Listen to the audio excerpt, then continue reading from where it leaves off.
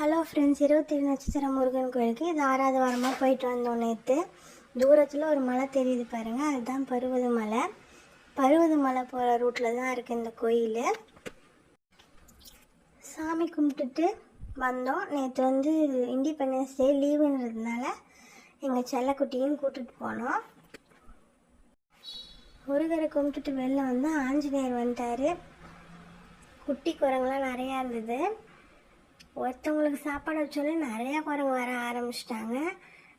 எங்களுக்கு ஒருத்தவங்க பிரசாதம் கொடுத்தாங்க, பொங்கல். அதை அப்படியே ஆற வச்சு செவுத்து மேலே வச்சோம். அதெல்லாம் அழகாக சாப்பிட்டாங்க.